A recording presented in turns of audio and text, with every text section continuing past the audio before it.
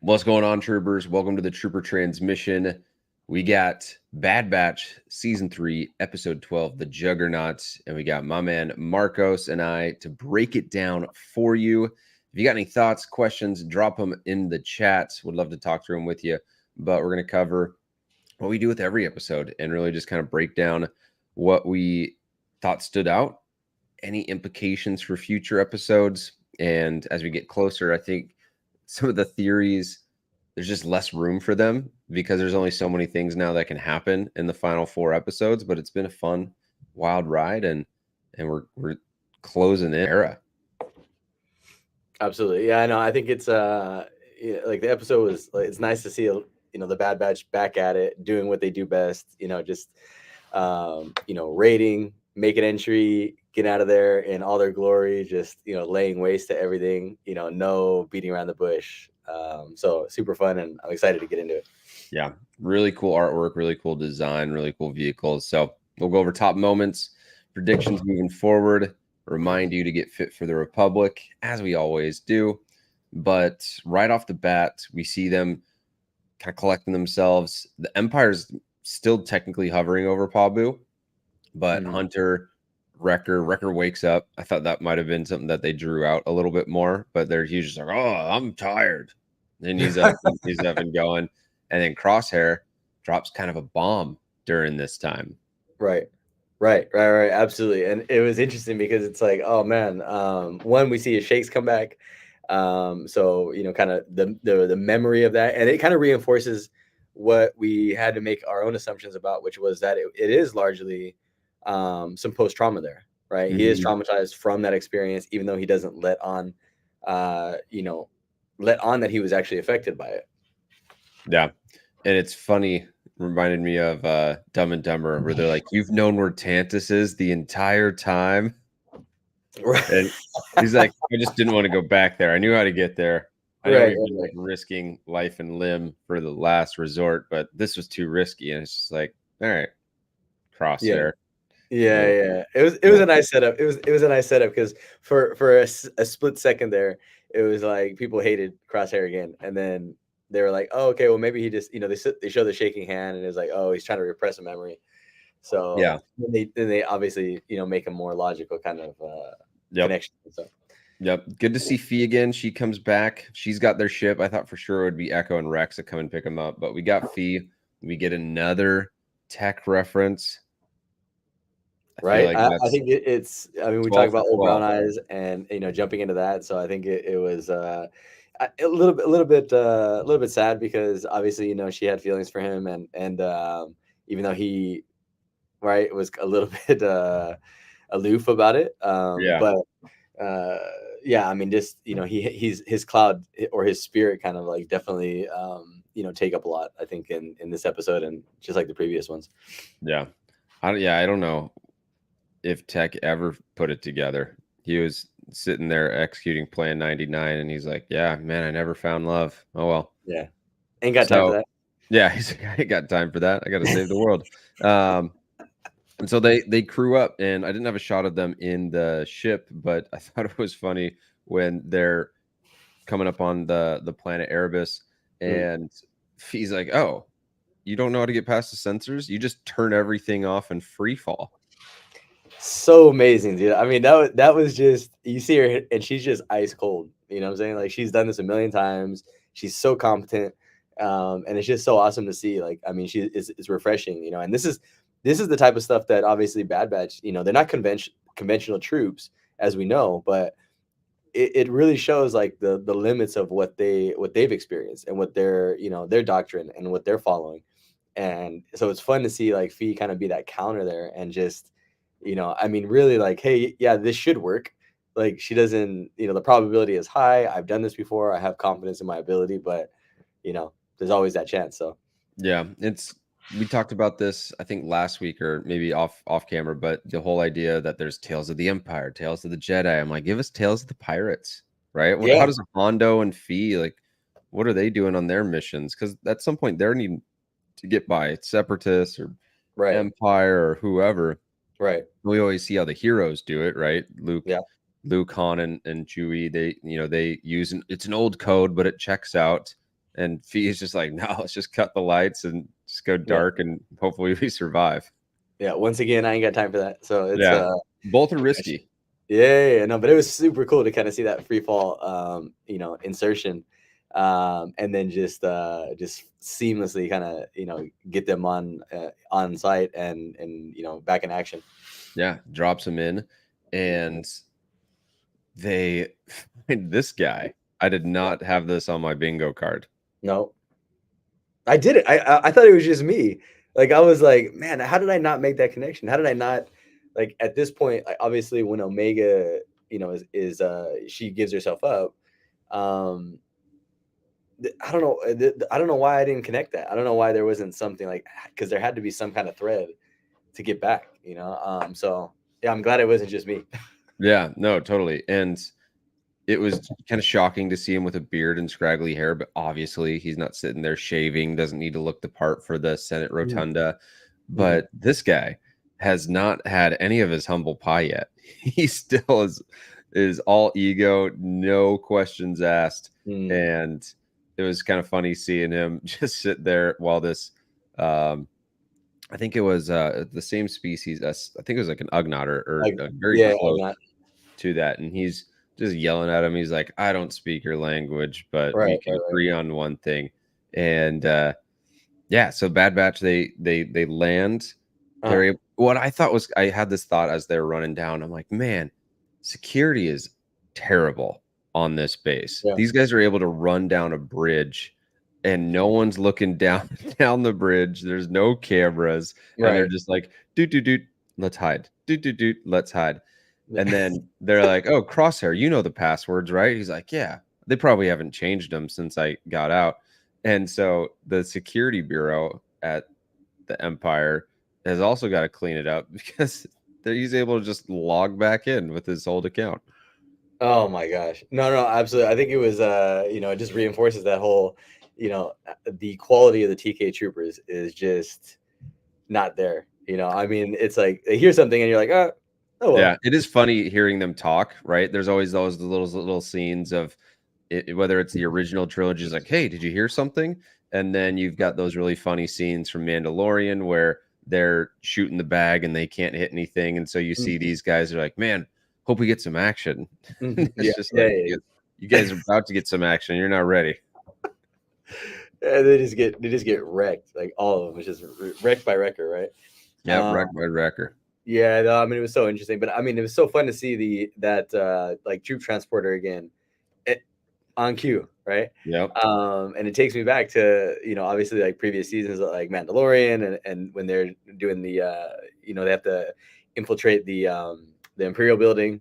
I can't remember what planet that was on, but so fun to see Bill Burr and them operate that. Obviously, Cara Dune there as well Hmm. with Mando and going through that. That was so fun, such an exciting episode, and then so fun to see it return now in this episode. Yeah, look at I think it's called the suspension, whatever it is. It just that thing was like a monster truck Yeah, yeah, rolling through. I felt like I was watching the Gravedigger go and do some backflips on some, in a old stadium somewhere in San yeah. Antonio. And you're right, we did see that in Mandalorian. I want to say there's an image in my head where I've seen it a lot of one of these things Mhm. in Kashyyyk in that battle with the 41st and Yoda and Mhm. Luminara, and kind of like that Revenge of the Sith episode. And so it was cool to be able to see this. I wish we would have seen more clones using it. Like, give me an Right. episode of the Wolf Pack taking this and just driving it through a giant Mm, droid base against some Hellfire droids. So mm, it was cool to be able to see this. Obviously, the TK troopers had no idea how to handle this because they got absolutely destroyed. When I mm. love, like, you had the turbo lasers that they're shooting, and then just out pop like all of these rockets. And Yeah, Wrecker's like, "Oh, we'll target the wheels. Of yeah, course, that'll work." So that blows them up on the other side. And it was like this game of chicken, yeah, too. yeah. Absolutely, absolutely. I mean, they're just like they're so confident that they're gonna, be able. Like they don't know what the outcome's gonna be, obviously, but I mean, so confident that hey, we only got one way, and it's straight ahead. We Yeah. just gotta push through. The other thing, I don't know if this was intentional and it's just a limitation of animation, But when they stunned Rampart, seeing Rampart's limp body just get like thrown around and dragged around, I'm like, oh my God, this guy's gonna have 3 concussions and is probably bleeding out of his forehead. Like when they threw him up on the ramp to drag him into Fee's ship, I was like, that doesn't look like how a human moves. No, it was. I mean, he was just a ragdoll. Yeah, and it's like you're right. It was like 3. There was like 3 times where he just like slams on the and there's not even an attempt to grab him. They just like he just like it's like, oh my God, like I'll be surprised if he even wakes up at this point. He's not gonna remember how to get to Kansas. He would have getting stunned and then waking up with several concussions, right? Just bruises all over your body. That guy's gonna need some chicken noodle soup. Yeah. All right, so after, I don't want to say it was necessarily a Paul, before we jump on, it reminds me of that remember Tommy Boy? Never saw it. Okay, yeah. If you ever Chris Farley is an old comedian. Yeah, I remember it was Chris Farley. Maybe I have. I couldn't pull it out of my memory. Yeah. No, there's a moment in there where I think they're hitting each other with like 2x4s. And he's like, yeah, come on. And he David Spade, small guy, hits him across the side of the face. And then when they're in a business or going into a business meeting or something like that, he's like, I don't know, my face kind of hurts. Not so much like here or here, but like right here. And it's just a huge like purple, oh my God. like, just mark there, and you can see it's just like a this huge abrasion and or contusion. And then he's like, nope, looks tip top, and then keeps moving, and that's what it reminded me of with the Rampart.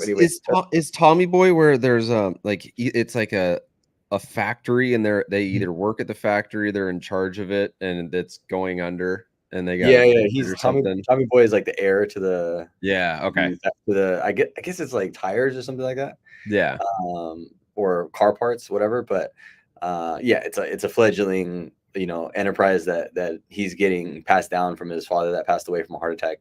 But then in order to get clients, they basically have to drive around the country, trying to all these sales meetings and stuff like that. So, but it's hilarity ensues. Yeah, I bet.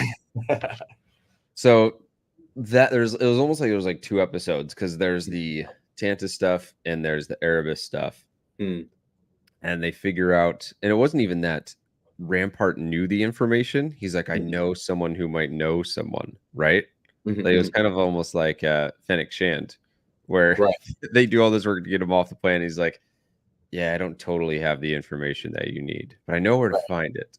Right, exactly. And then they question him about it. He's just like, obviously knows way less than he actually let on in the moment. Yeah. So I think the main thing that I took from this episode is that the writers are trying to make us understand Omega's role. Like, after 3 seasons, hey, Omega, this is your job and your role. And I was thinking about this as he was walking her into the vault. Omega is the end. And so this is the end of the cloning initiative, or she's the last piece of Project Necromancer. Right. And so I don't know if they were thinking that far ahead when they initially named her at the beginning, but it's kind of interesting seeing like it's Omega. This is the end of the show. And from what I understand, and this is listening to podcasts, YouTube, I think that they're taking Palpatine's blood, they're needing to mix it with clone DNA to see who can handle his blood and not dissolve or lose or break down the midichlorian count. And then what I'm not clear on is, are they taking that blood and infusing that in a 13-year-old kid? Because that's creepy to think of Palpatine inhabiting a body of a child. And I don't think that's what he would necessarily be wanting to do.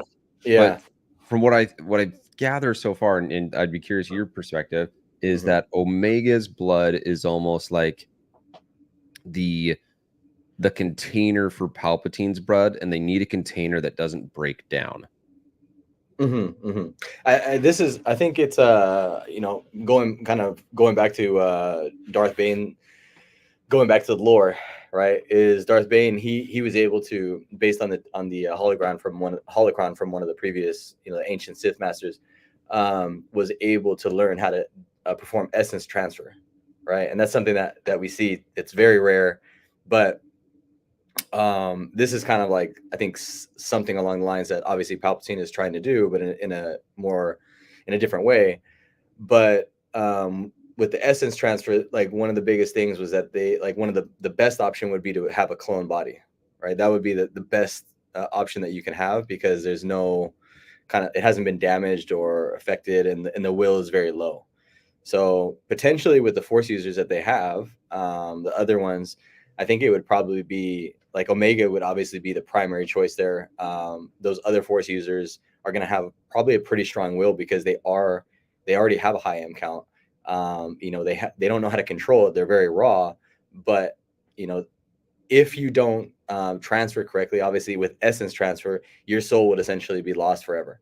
Like you'd be in like a purgatory, for Yeah. eternity. So this is obviously not the same thing. So maybe the stakes are a little bit lower, because they are using, obviously blood versus actually transferring the essence. But I would say that, I think it's maybe they're going to try to, do the experiments with the kids on kids before they actually start to bring in Palp's DNA or blood to Omega.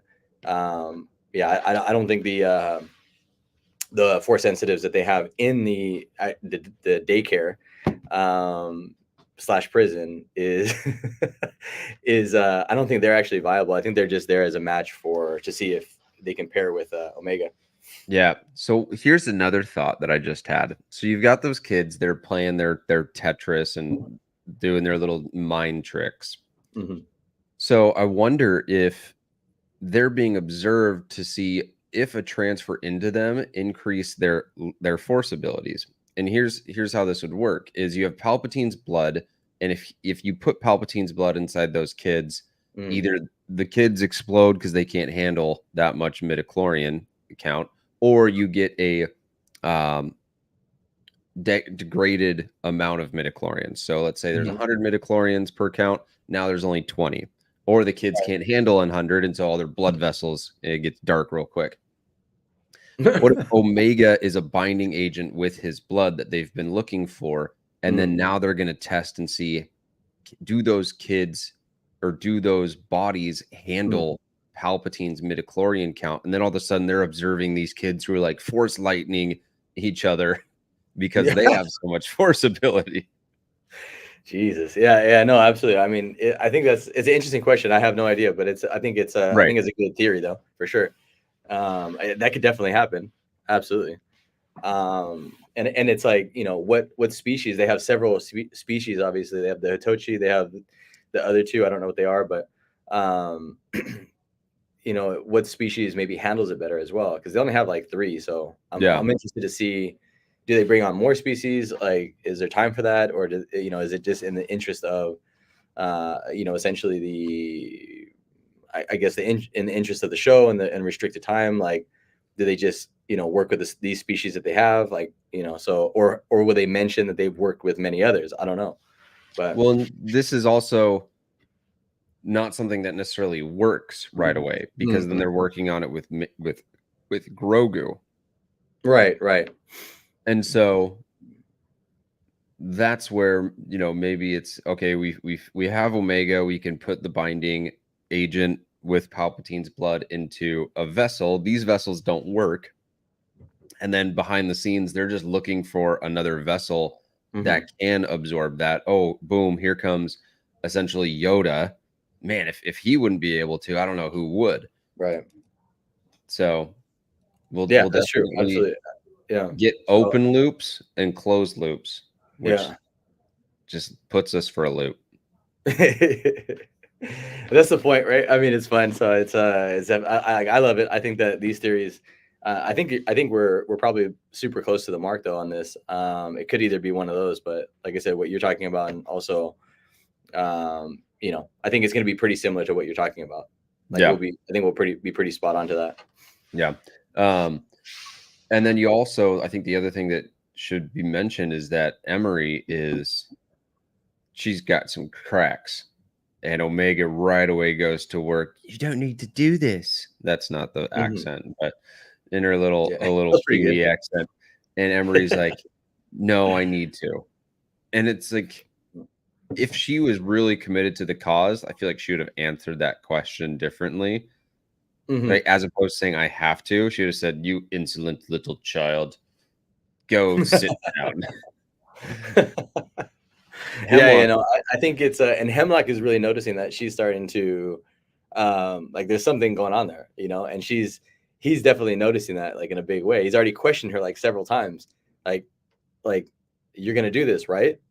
You're okay with that, right? Like cuz he's noticing like he's already been down this road, he knows when people are starting to like crack, especially with Nalase. Like he had years of that experience, and now he's starting to like really pick up um on that, and maybe he even put her in that position because he felt at some point she would do that, and maybe that was his hope for yeah. some twisted reason.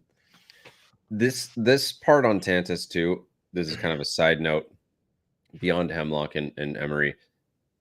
How the Agent X just walked off with no camera pan to him, no acknowledgement of him. Mm. That almost made me think that it's just a clone body. Yeah. Like it's just a Yeah, regular that was clone. weird. That was weird. It's like no orders, nothing. It's like, where's he gonna go? What's going on here? Kind of a key figure to just like let walk off like that. Um, at that stage. So, and how confident was Hemlock that Omega wasn't gonna do anything, or maybe I she noticed had that too. didn't have the skills to maybe do something. She's just Uh, walking behind him and no one's trailing either of them. yeah, that's what I'm saying. He had no security. I mean, they had the commandos when they got to that point, but I mean, really, he was so confident that you know he still sees her as the girl that maybe was there before, the scared little girl, and now she's like completely. It seems like she has the mentality now where it's like, I'm not here with you, you're here with me. Yeah. That's Yeah. the vibe that I got from her when she was there. It was really like that vibe. But what like all she has to do is just like nut punch a commando, grab the gun, put a bolt in his back, and he wouldn't even know that happened because he's walking in front of her. Right. Right. Yeah. Yeah. Absolutely. It would have been super easy. But again, his own arrogance, and we see that Imperial air. Oh wait, what happened? I That was pretty something cool. something turned off. Yeah. As soon as we started talking about Imperial arrogance, it went. Yeah. No, but it's I think that's part of it, right? It's like we saw that from um what was his name again? The former Imperial officer, Rampart. We saw that from Rampart.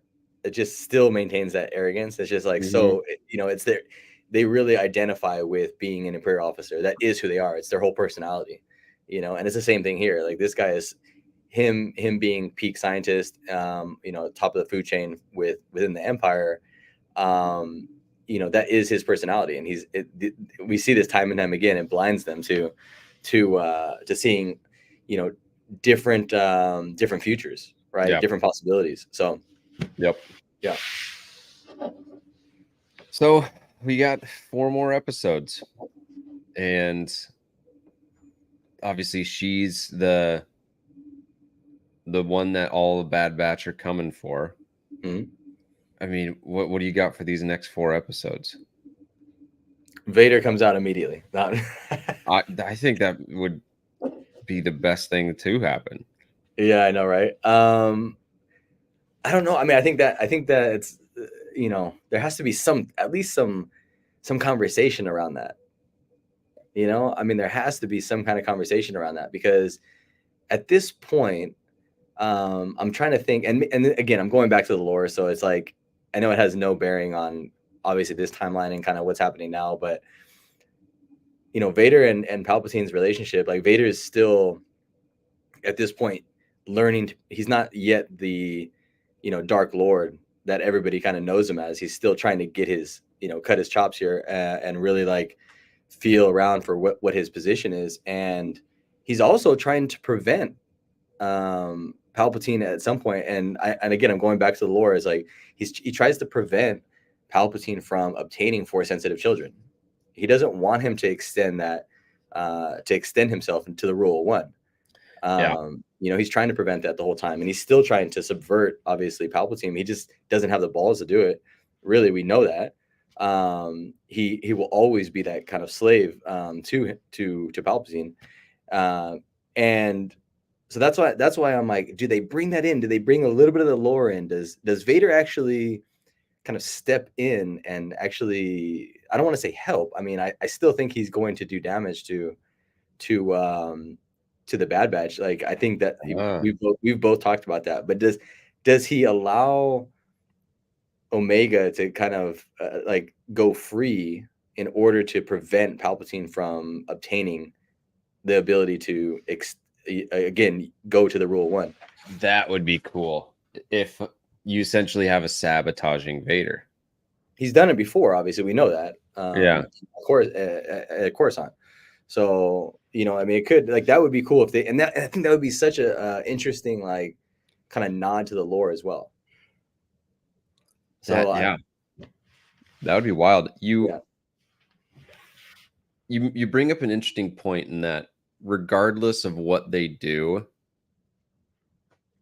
it would come out, at least as you were saying that, it kind of made me realize, like, regardless of what they do, I feel like it'll come out of left field. Because there's been no signs pointing towards a clone uprising. No, we would have seen it. Yeah, there's no mustering of strength. There's no ideation around it with the Bad Batch.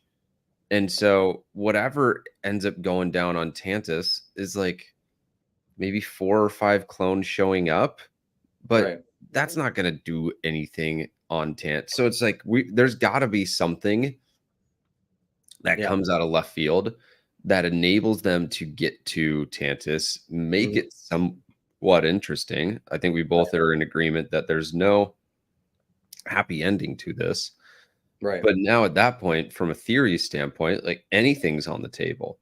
Yeah. Does Asajj Ventress smuggle them into a ship, and then all of a sudden Cad Bane's there as well, and it's just like a giant party? I don't know. Yeah.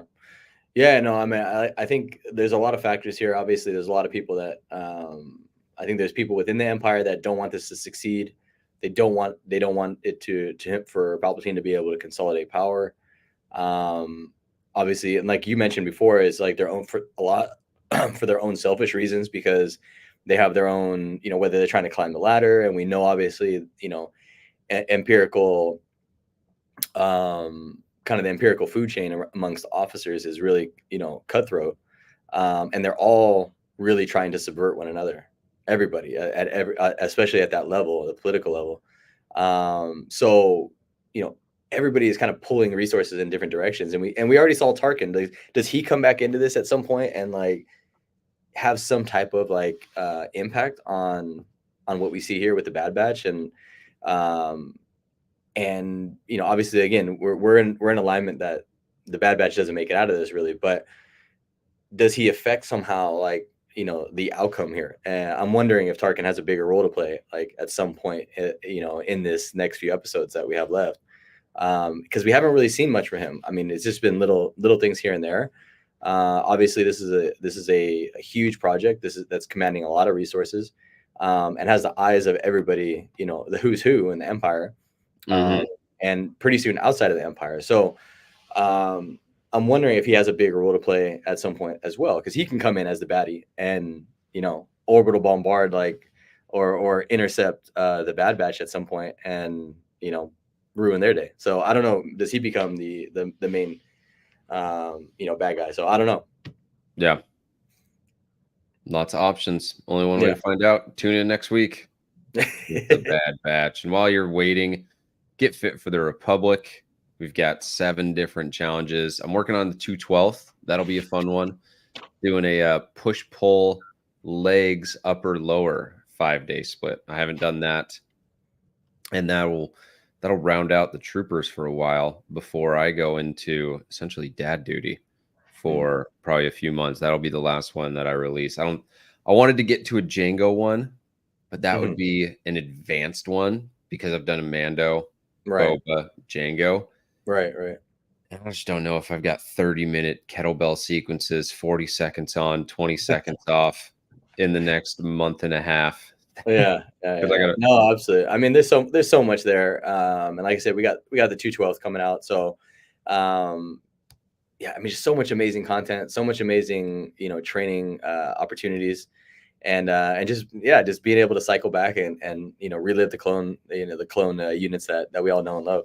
yeah, it's fingers crossed for the clone uprising. Not necessarily because I want to see the uprising. I just want like a cameo. Like, give me cameos. Mm. Give me Commander Gray and Neo and all these guys. Commander Bakara. Can you imagine if that guy just like showed up with his, Oh, that'd be so sick. snow trooper style helmet? He's like, hey, I got a couple galactic marines. You need help getting into Tantus? Like, let's Yeah. do this. Yeah. And One thing, one side note. I know we're wrapping up here. It's I was thinking about this, and we know that Tantus is, what is it? Fauna are like, super deadly. Like, a lot of everything can kill you. But and this is just kind of like, I'm just throwing this out there. Is like, does Asajj Ventress come back and utilize that force ability that we saw? Is that why they showed that? Is that because she's going to be kind of that guiding light? She's going to take point and be able to affect, give them a path to Tantus. But, obviously they have to insert like super far away. But in order to make that, they need a force sensitive that can actually touch the minds of the animals and wildlife that's around that to get there safely. yeah, you get essentially Mount Tantus being assaulted by all the animals as a That would be interesting, distraction yeah. for the Or bad guy. just to protect the Bad Batch to be even able to get there Yeah, in one piece. I mean, I think that like was that kind of a clue that this is how she comes back and kind of helps them reach the doorstep. yeah. Yeah, and we've got with the open loop on Zillow Beast. I don't think we'll finish that. That's been out in the open with Palpatine's interest in the Zillow Beast. I Yeah. don't think the Zillow Beast is showing up to Mount Tantus, so that thing will remain a mystery. It's like, why visit that for an episode randomly in the Bad Batch? That's true. Because it had elements where I feel like they were trying to say like, hey, potentially its genetic template has something to do with cloning, but they just left it. But who Right. knows? Maybe there's a Zillow Beast in Mount Tantus and Asajj Ventress wakens it and Vader comes and slays it. Everything's, I think regardless, it comes out of left field.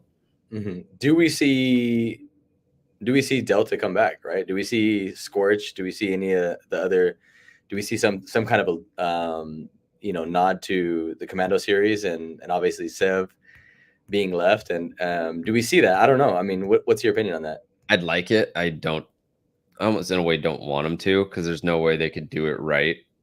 Give context on the characters, retcon how they've approached Scorch, and then be like, oh, these guys are actually really badass while we're trying to feature the Bad Batch, who are also also badass. I don't know. Maybe there's like a reference, but Yeah. I don't think. Yeah. And then just a kind of a concluding note on the Commandos is Karen Travis back in action. They're dropping a new Commando book, which is going to be Imperial Commando 501st, and it's dropping on June 4th. Oh, sweet. I Yeah. will So be checking that out. yeah. Amazing. That's awesome. Yeah. Cool. Well, let's wrap this up. We got a few weeks till May the 4th. We'll wrap up Bad Batch probably around then. One other thing is we go into Star Wars night. So Sure. that'll be a good time. Anyone going to Star Wars night or going to essentially Disneyland the week of the 23rd, 24th, 25th, we're doing a charity workout. All proceeds going to Wounded Warrior Project. So I'm going to put that link down in the show notes as well for people to check out, because that'd be cool to work out with troopers from the channel. Absolutely. I mean, spaces are limited. We want to see everybody out there. So get in while you can. Come out, sweat it out with us, and then for sure support a awesome organization as well. Yep, definitely. All right. CT 3939 signing out. CT 4526 out. We'll catch you guys on the next Trooper Transmission. Later.